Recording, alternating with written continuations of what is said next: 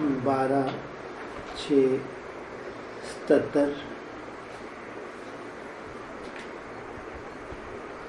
कमल पुष्प समान स्थिति ही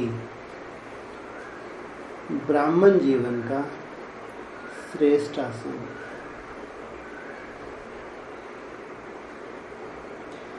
सर्व प्राप्तियों के आधार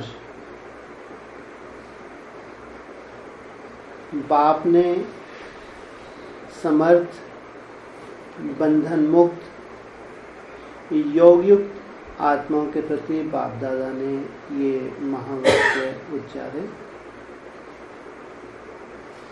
सदा ब्राह्मण जीवन का श्रेष्ठ आसन कमल पुष्प समान स्थिति में स्थित रहते हो।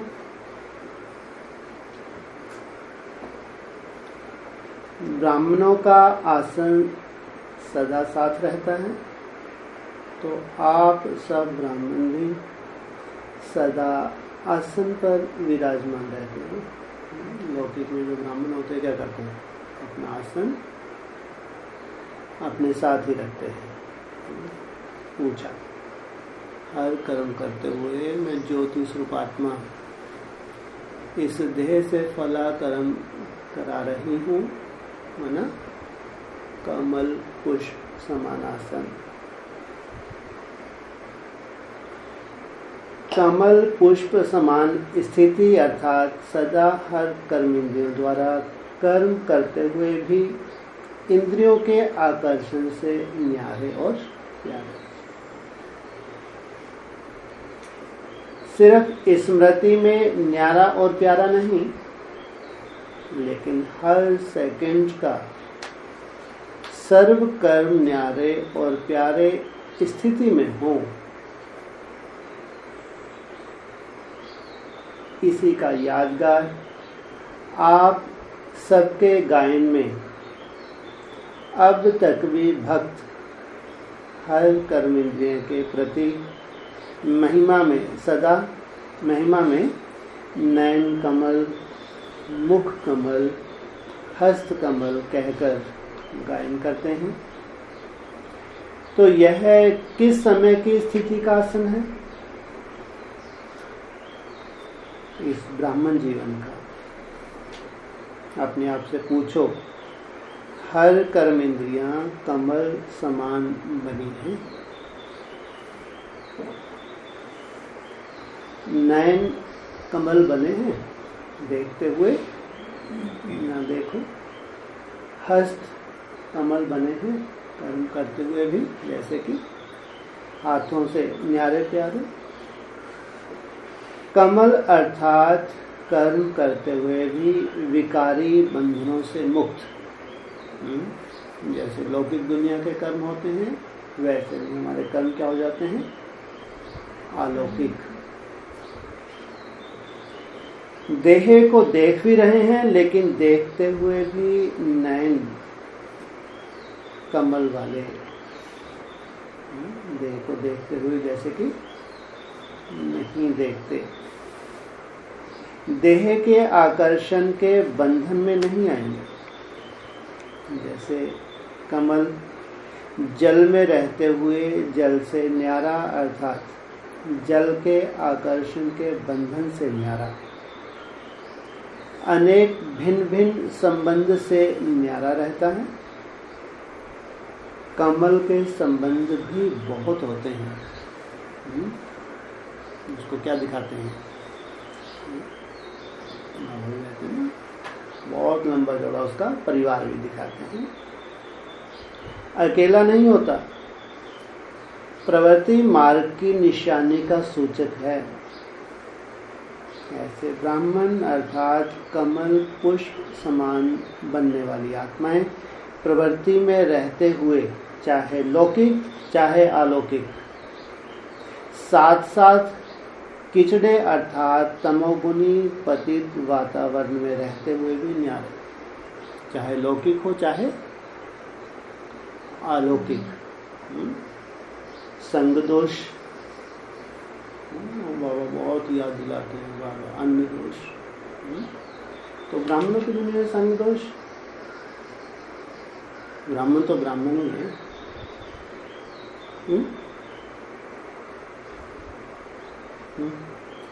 चाहे लौकिक चाहे अलौकिक। तो ब्राह्मणों की दुनिया में हाँ बोलो। फोन से बात करते हैं?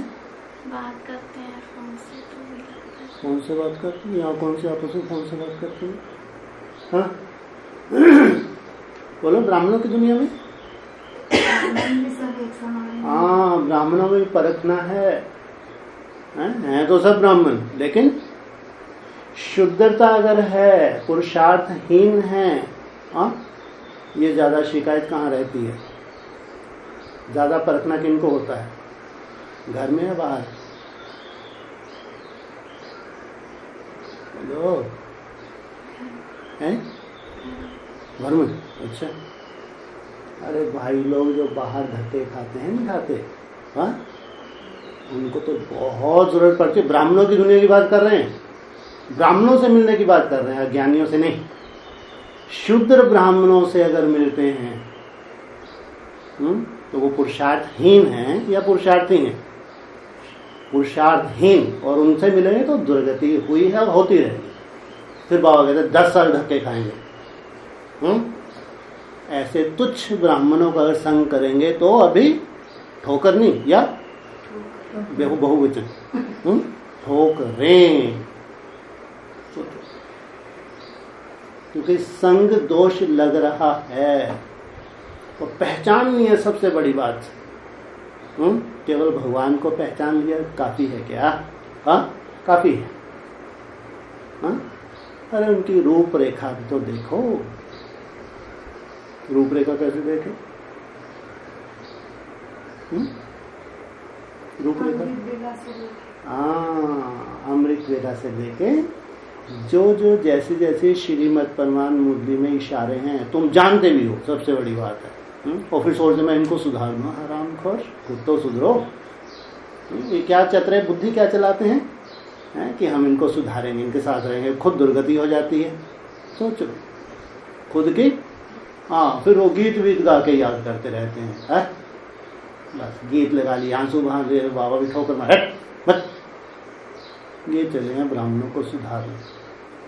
खुद की दुर्गति है और ठेका उठाया है दुर्गति वालों को हम सदगति करेंगे, बंदर कहीं का। ये हालत है इनकी। तो बाबा कह रहे हैं चाहे लौकिक चाहे अलौकिक, साथ साथ कीचड़े अर्थात तमोगुनी पतित वातावरण में रहते हुए न्यारे। मजबूरी है इनको झेलना, इनके साथ रहना। लेकिन शूद्रों से कोई बात करना पसंद करता है? ये ब्राह्मण नहीं है, क्या है ये? शूद्र है। इनसे तो बात भी नहीं करनी। जो गुण रचना में है तो मास्टर रचता में वही गुण। सदा इस आसन पर स्थित रहते हो व कभी कभी स्थित रहते हो। सदा अपने इस आसन को धारण करने वाले ही सर्व बंधन मुक्त और सदा योग युक्त बन सकते हैं। अपने आप को देखो। 5 विकास, 5 प्रकृति के तत्वों के बंधन में कितने परसेंटेज मुक्त हो, कितने परसेंट मुक्त हो, चेक करो। लिप्त आत्मा हो या मुक्त आत्मा हो, या तो हो क्या लिप्त, या तो हो मुक्त। सदा आप सबने बाप दादा से वायदा किया है कि सबको छोड़कर आपके ही बनेंगे। जो कहेंगे, जैसे कराएंगे, जैसे चलाएंगे वैसे चलेंगे। वायदा निभा रहे हो या केवल संग दोष या अन्य दोष में भी आते हैं? अन्य दोष भी लगता है। तो सारे दिन में कितना समय वायदा निभाते हो और कितना समय वायदा भूलते हो? गीत रोज गाते हो, मेरा तो एक शिव बाबा, दूसरा ना कोई भक्त। उनको क्या कहेंगे? भक्ति मार्ग मुर्दाबाद। गीत रोज गाते हो, मेरा तो एक शिव बाबा, दूसरा ना कोई, ऐसी स्थिति है। दूसरा कोई संबंध, स्नेह, सहयोग व प्राप्ति व्यक्ति व वैभव द्वारा बाप से किनारा करने वाला रहा है। कोई व्यक्ति हो, कोई वैभव हो, बाप से किनारा कराने वाला तो नहीं है। कोई व्यक्ति व वस्तु जो बंधन मुक्त आत्मा को अपने आकर्षण के बंधन में बांधने वाली, बाबा चैलेंज भी करते हैं। हाँ? जब दूसरा कोई नहीं तो निरंतर बंधन मुक्त और योग युक्त आत्मा का अनुभव करते हो। अगर बंधन मुक्त है तो वो कोई बांध सकता है? हाँ? नहीं। तो बाबा ने पूछा, वह कहते हो दूसरा कोई नहीं है, दूसरा कोई नहीं परंतु है, कोई है, वह सब समाप्त हो गए। अगर है तो गीत क्यों गाते हो? बाप दादा को खुश करने के लिए गाते हो। कौन सा गीत गाते हो? मेरा तो शिव बाबा दूसरा ना कोई। वह कहकर अपनी स्थिति बनाने के लिए गाते हो। ब्राह्मण जीवन की विशेषता जानते हो। ब्राह्मण अर्थात सोचना, बोलना, करना सब एक हो, अंतर ना। तो ब्राह्मण जीवन की विशेषता कब धारण करेंगे? अभी व अंत में। हाँ? क्या? अभी व अंत में। अंत तो ढेर सारे होते हैं। हाँ? एक सबसे श्रेष्ठ सूर्यवंशियों का अंत, एक चंद्रवंशियों का, फिर इस्लामी बौद्ध क्रिश्चियन का अंत नहीं। कई ऐसे भी बच्चे हैं जो स्वयं के पुरुषार्थ के बजाय समय पर छोड़ देते हैं। ये है सबसे कनिष्ठ, सबसे कमजोर, जिनको कहते हैं जानवर बुद्धि। किसके ऊपर छोड़ देते हैं? समय के ऊपर छोड़ देते हैं। समय आने पर आत्माएं स्वयं कमजोर होने के कारण समय पर रखते हैं। आप लोगों के पास भी जब म्यूजियम व प्रदर्शनी देखने के लिए आते हैं तो क्या कहते हो?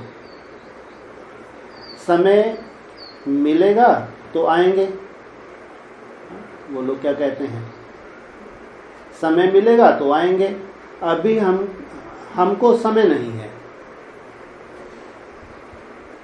यह अज्ञानियों के बोल हैं, क्योंकि समय के ज्ञान से अज्ञानी हैं।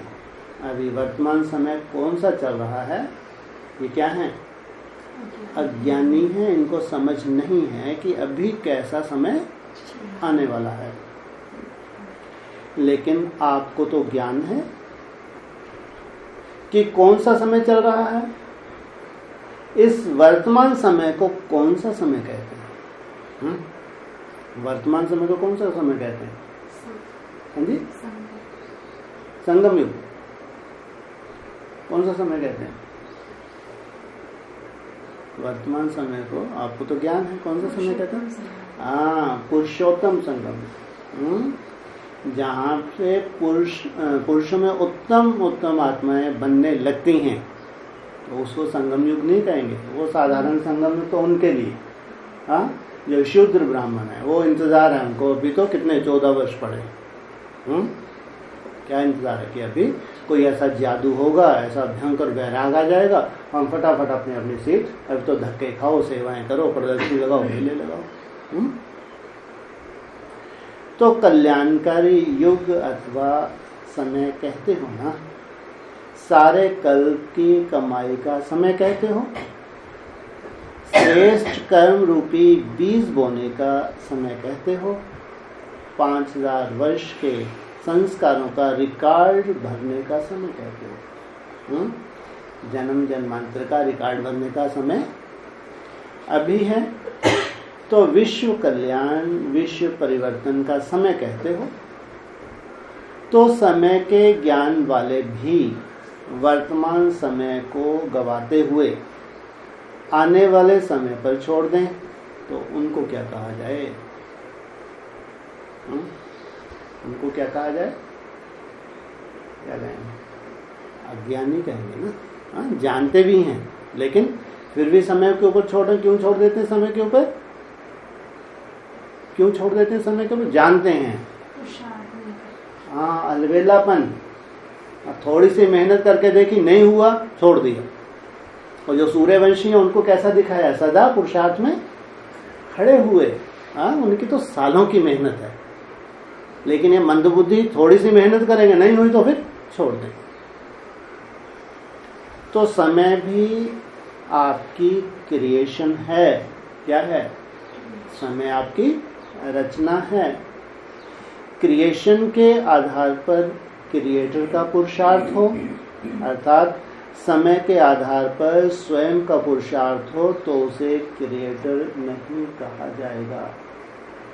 तुम तो समय को भी क्या हो? चलाने वाले हो, रचयिता हो। माना जैसे जैसे तुम्हारी स्थिति होगी वैसा वैसा समय चलेगा। बाप दादा ने पहले भी सुनाया है कि आप श्रेष्ठ आत्माएं सृष्टि के आधारमूर्त हो।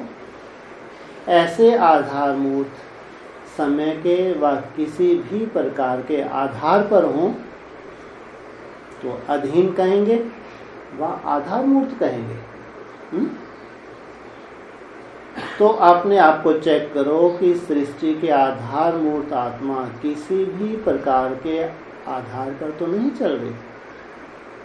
ये मेरा आधार ऐसा ठीक हो तो मेरी स्पीड बहुत बढ़ जाएगी, ये परिस्थिति ठीक हो तो स्पीड बहुत अच्छी हो जाएगी, पुरुषार्थ अच्छा हो जाएगा। तो ये है आधार। तो किसी आधार पर तो नहीं चल रहे, सिवाय एक बाप के आधार मूर्त किसी भी हद के सहारे के आधार पर चलने वाली आत्मा तो नहीं हो। आधार हिला तो क्या होगा? पुरुषार्थ हिल जाएगा। वायदा तो यही किया है, मेरा तो एक ही सहारा है, लेकिन प्रैक्टिकल क्या है? एक सहारे का प्रैक्टिकल प्रमाण क्या अनुभव होगा? सदा एक अविनाशी सहारा लेते इस कलयुगी पतित दुनिया से किनारा किया हुआ अनुभव करेगा। ऐसी आत्मा का जीवन नैया कलयुगी दुनिया का किनारा छोड़ चले, सदा स्वयं को कलयुगी पतित विकारी आकर्षण से किनारा किया हुआ अर्थात परे महसूस करेंगे। कोई भी कलयुगी आकर्षण उनको खींच नहीं सकेगा। जैसे साइंस के द्वारा धरती के आकर्षण से परे जाते हैं, स्पेस में चले जाते हैं, दूर चले जाते हैं। अगर किसी भी प्रकार की आकर्षण, चाहे देह के संबंध की व देह के पदार्थ की आकर्षित करती है, इससे सिद्ध है कोई ना कोई सहारे का प्रत्यक्ष प्रमाण विनाशी अल्पकाल का सहारा होने के कारण प्राप्ति भी अल्पकाल की होती है। और बाप से सदाकाल की, अर्थात विनाशी थोड़े समय के लिए होती है।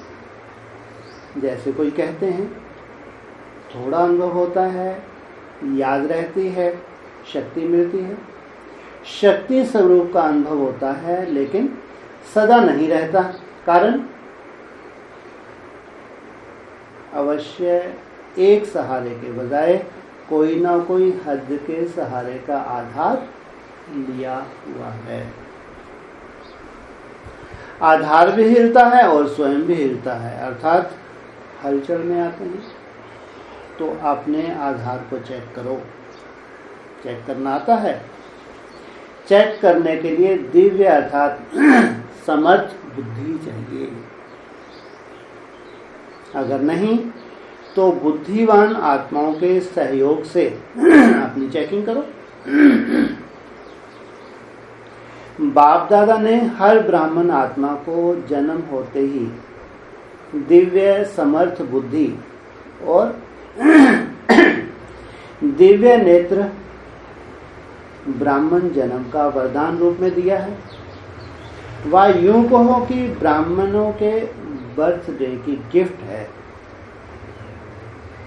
बाप द्वारा हरेक को प्राप्त है।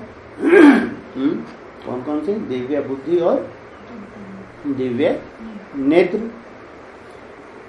क्या अपने जन्म की गिफ्ट को संभालना आता है? अगर सदैव इस गिफ्ट को यथार्थ रीति से यूज करो तो सदा कमल पुष्प रहो, अर्थात सदा कमल पुष्प समान स्थिति के आसन पर स्थित रहो।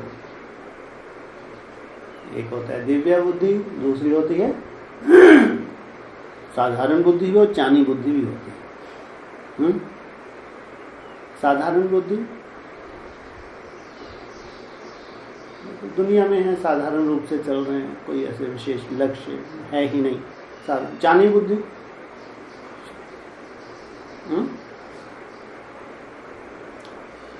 कल था ना, कल या परसों था, क्या करते हैं? श्रीमत को भी मनमत के आधार से क्या करते हैं? मोड़ देते हैं। हाँ, अपना अलवेलापन नहीं देखते, लेकिन हर एक बात को अपनी मनमत के आधार से क्या करते हैं? श्रीमत को भी मनमत बना देते हैं। कहाँ? दिव्य बुद्धि। हाँ, दिव्य बुद्धि माना भगवान जैसे जैसे श्रीमत दे रहा है उस अनुसार डिसीजन लेने वाले। दिव्य नेत्र, दिव्य नेत्र क्या है? आत्मा से, आत्मा रूपी तीसरा दिव्य नेत्र। आप यहाँ बैठे हैं, आप अपने घर को, लौकिक घर को देखो, देख सकते नहीं देख सकते? वहाँ चित्र आ सकता, सामने नहीं आ सकता। हाँ, ये है नेत्र, जिसको कहते हैं तीसरा नेत्र, दिव्य नेत्र। श्रीमद परमान जो बाबा चाहता है वैसा, जैसे हमें परम धाम जाना, कितना टाइम लगे? 1 सेकंड। ये है दिव्यता। बाप के स्वरूप के ऊपर 1 सेकंड में इमर्ज किया, स्थित हो गए, आत्मिक स्वरूप है विद इन ए सेकंड। ये है इसकी दिव्यता। तो दिव्य बुद्धि और दिव्य नेत्र, या कहें कि जितनी दिव्य बुद्धि होगी उतना ही वो दिव्य नेत्र क्लियर भी होगा और एकाग्र होगा।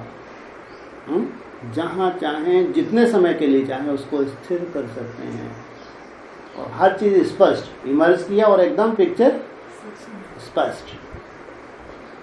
समझा क्या चेकिंग करनी है? सर्व कर्म इंद्रियां कहाँ तक कमल बनी हैं, न्यारी और प्यारी बनी हैं। ऐसे कमल समान बनने वाले सदा आकर्षण से परे, अर्थात सदा हर्षित रहना। सदा हर्षित ना रहना अर्थात कहाँ ना कहाँ आकर्षित होते हैं, तब हर्षित नहीं रहते। इसलिए बाबा क्या कहते हैं? खुशी जैसी रात में। अब इन सब बातों से बुद्धि द्वारा किनारा करो। कहना और करना एक करो।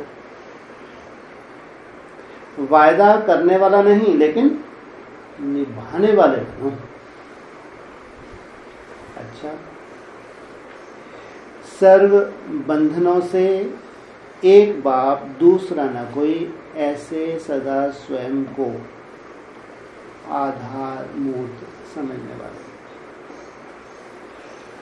समय के आधार से परे स्वयं को समर्थ समझ चलने वाले,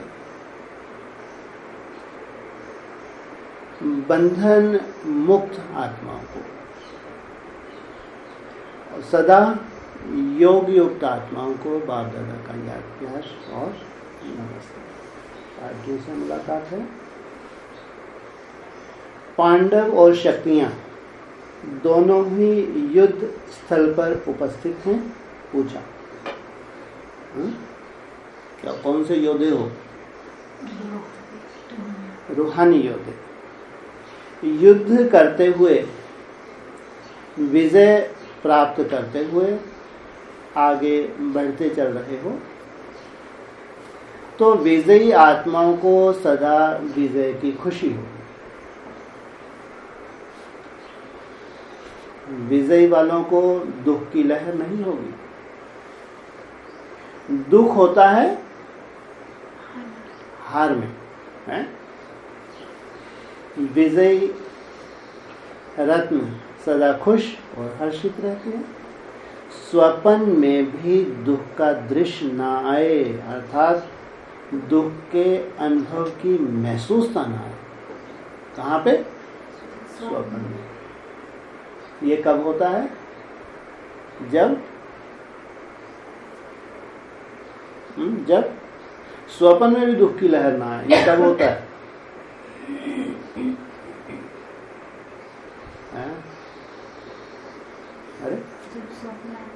अरे वो तो सबको ही मालूम है, जब स्वप्न आती है जागते में होगा, है? स्वप्न में भी दुख की लहर ना आए, ये कब होगा? जब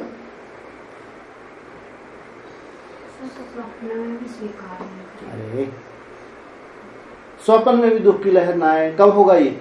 जब जब संकल्प को जीत लेंगे। कि संकल्प का आधार ही तो स्वप्न है। नहीं, मेरे को बड़ी गाड़ी खरीदनी है, खरीद ही नहीं पा रहा मैं, स्वप्न में तो चलाऊंगा नहीं चलाऊंगा, चलाऊंगा पक्का।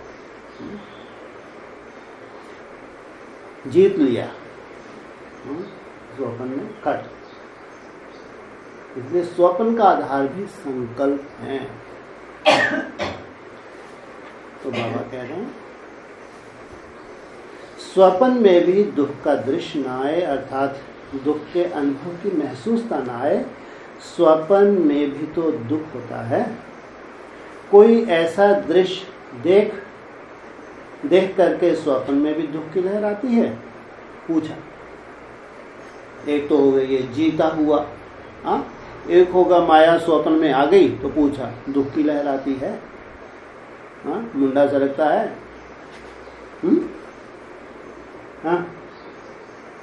हाँ ना तो बोल दो।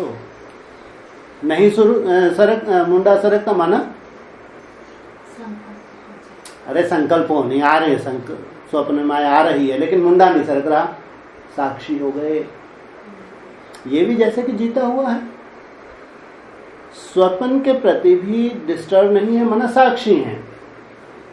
और हम होशो हवास में जो मेहनत कर रहे हैं, ये है हमारा आधार। संकल्पों को कंट्रोल करना, संकल्पों के ऊपर विजयी बनना, ये है हमारी मेहनत। अभी विजय नहीं है तो स्वप्न में माया हिला रही है, लेकिन वहां साक्षी हो, हमारा टाइम वेस्ट ना हो, मुंडा ना सरके। पूछा स्वप्न में भी दुख की लहर आती है? सदा विजय के स्वप्न भी सुखदायी होंगे, दुखदायी नहीं। जब स्वप्न भी सुखदायी होते तो जरूर साकार में सुख स्वरूप होंगे।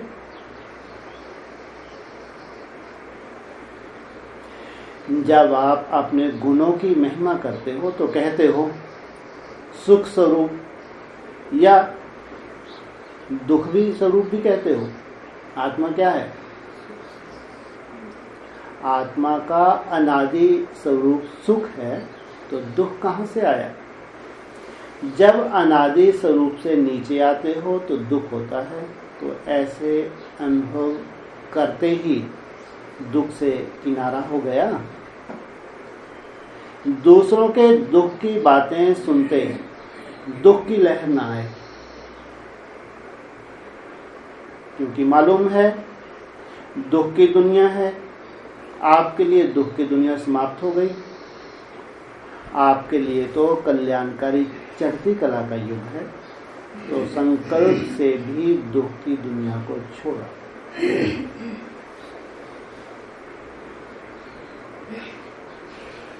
चले, लंगर उठ गया ना। अगर दुख की दुनिया को छोड़ा तो लंगर उठ गया ना। अगर दुख देने वाले संबंधी या दुख देने की परिस्थिति अपनी तरफ खींचती है तो समझो कुछ रस्सियां सूक्ष्म में रह गई हैं। अभी मन बुद्धि कहीं ना कहीं बंधी है। सूक्ष्म रस्सियां सब समाप्त हैं या कुछ रही हैं, उसकी परख अथवा निशानी है खिटपिट। मन में खिटपिट जरूर होगी। अगर बंधी हुई रस्सियां हैं तो आगे बढ़ नहीं सकेंगे। अगर अभी तक दुख की दुनिया का किनारा नहीं तो संगम युगी नहीं हुए ना। तो कहाँ है? अगर संगम युग है तो बैलेंस। अगर उधर खींचे हुए हैं पुरानी दुनिया की तरफ तो बाबा क्या होगा, तो संगम युगी नहीं है। सतयुग की तो बात छोड़ो, जब सतयुग में कूद जाएंगे तो टोटली किनारा। हाँ, लेकिन जब उधर खिसक जाते हैं तो संगम युग के जैसे पांव नहीं हैं। फिर तो कलयुगी संगम के बीच के हो गए, ना यहाँ के ना वहाँ के। ऐसे की अवस्था अब क्या होगी? कब कहाँ थोड़ी देर के लिए संगम पे टिके और फिर वापस माया किधर ले गई? दुखों की दुनिया में ले गई। तो बुद्धि का एक ठिकाना अनुभव नहीं करेंगे। भटकना अच्छा लगता है क्या? जब अच्छा नहीं लगता तो खत्म करो तो ऐसे करें जैसे अभी चुटकी बजाई और नहीं बोल रहे खत्म करो। टाइम वेस्ट कर रहे हैं ना, टाइम वेस्ट कर रहे हैं। इसी सेकंड से खत्म। बहुत अच्छी बात। मैंने या तो अभी प्रॉब्लम तो बताओ, तुम्हारी प्रॉब्लम क्या है? बाबा पूछते हैं तकलीफ तो बताओ। तकलीफ क्या है? अगर एक सेकंड अभी खत्म नहीं हो सके तो तकलीफ बताओ। पेट में दर्द है, सर में दर्द है, आंख में दर्द है, कान में है? खत्म करो, बाबा बोल रहे हैं।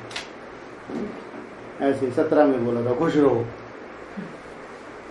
सदा अपने सुख स्वरूप में स्थित रहो, भविष्य के प्रति निश्चय बुद्धि हो तो मना सदा खुश।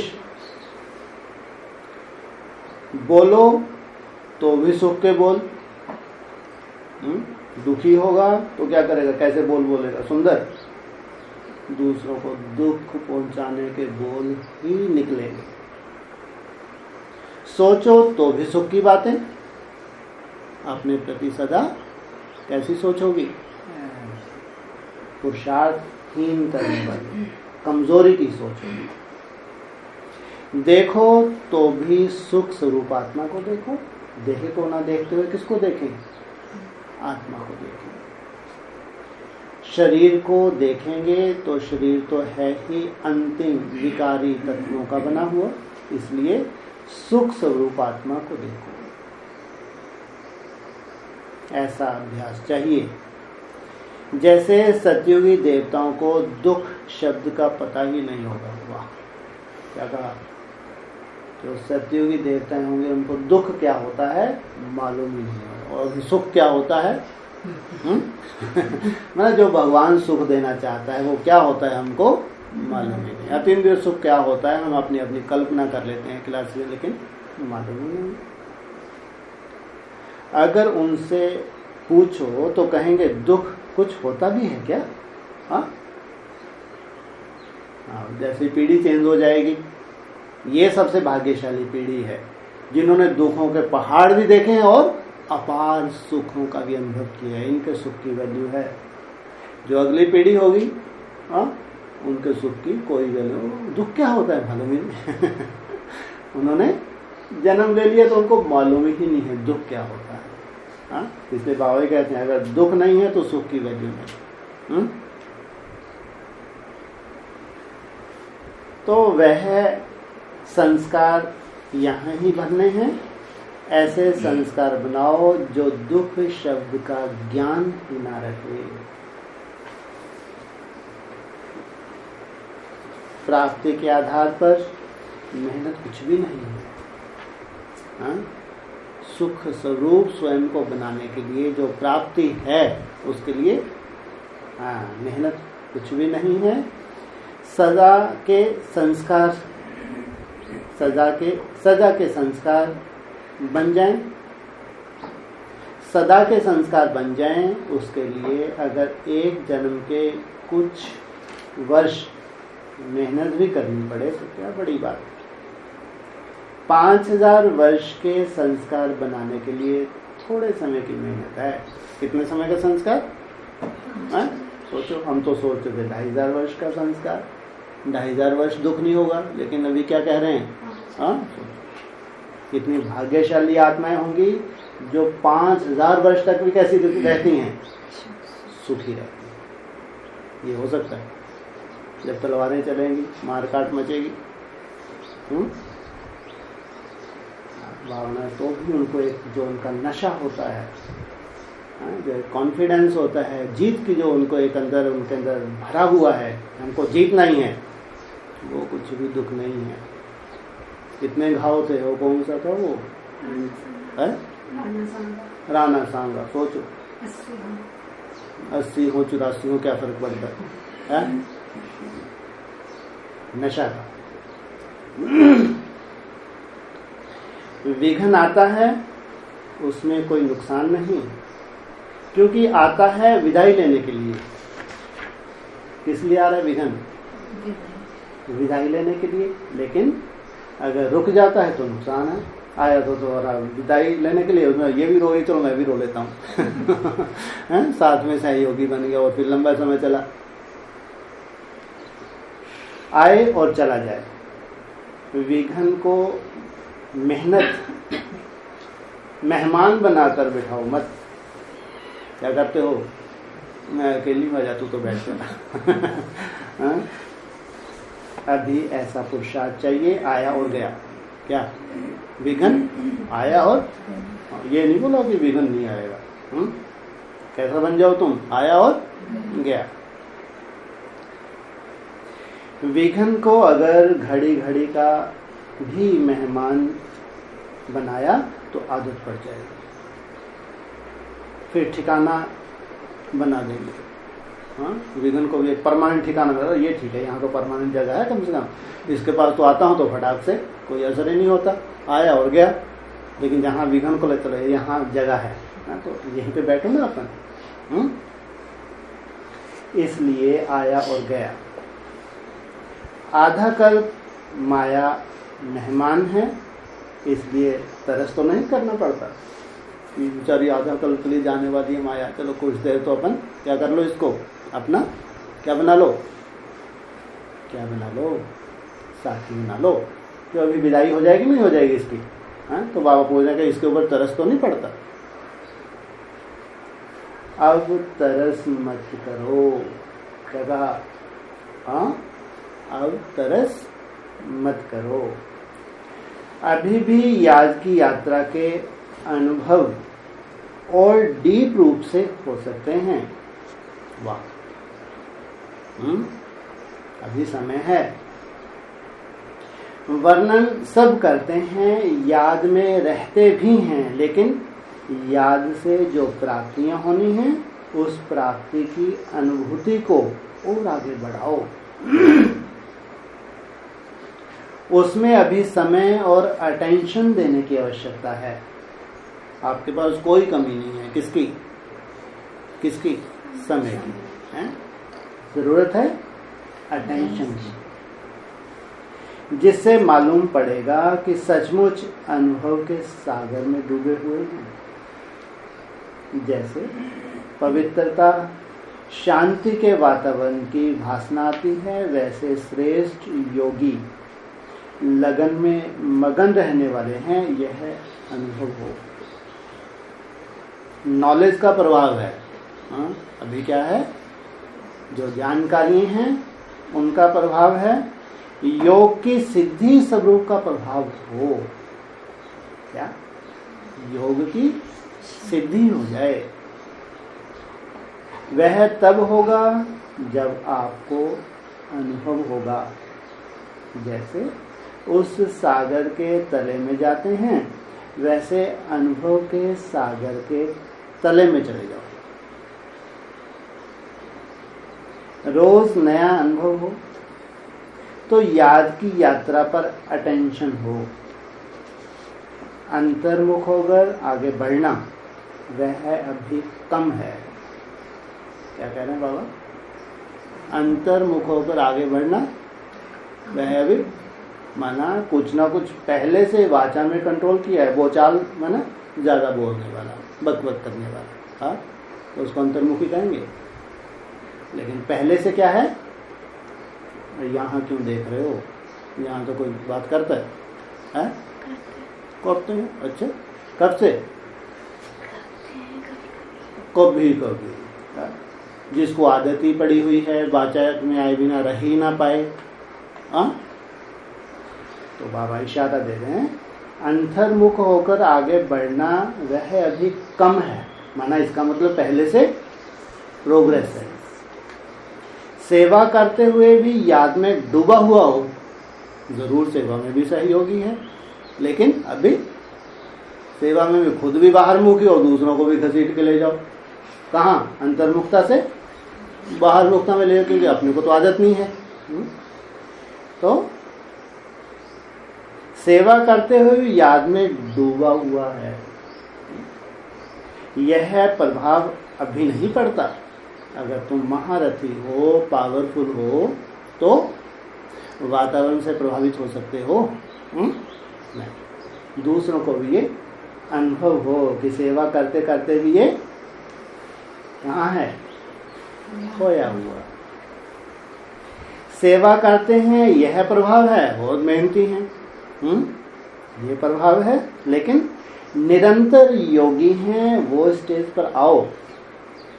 ये सर्टिफिकेट तो बाबा ने भी दिया। बाबा ने बोला सेवादारी बच्चों को बाप याद करते हैं, तो वो स्टेज पर आओ। इसकी इन्वेंशन निकालने की धुन में लगो।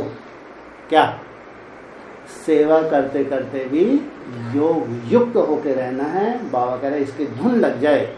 बाबा भी जैसे कि छटपटा रहे हैं देने के लिए, है ना। तुमने शुरू किया और मैंने खजाना तुम्हारे ऊपर लौटा दिया। जो किसी ने ना किया है वह मैं करूं, यह रेस करो। सेवाधारी तो बहुत हैं, हड्डी सेवा करते हैं, निरोगी काया बना रहे हैं। जो कोई ने ना किया वह मैं करूं। याद की यात्रा के अनुभवों की रेस करो। इसके लिए जो योग शिविर कराते हैं उनको चांस अच्छा है। यहाँ योग शिविर कौन कराता है? अरे कभी कभी बैठ के आपस में डिस्कस करते नहीं करते? हाँ, नहीं करते, योग के ऊपर करते हैं ना। हाँ। अगर कोई ड्यूटी नहीं तो एक ही ड्यूटी है।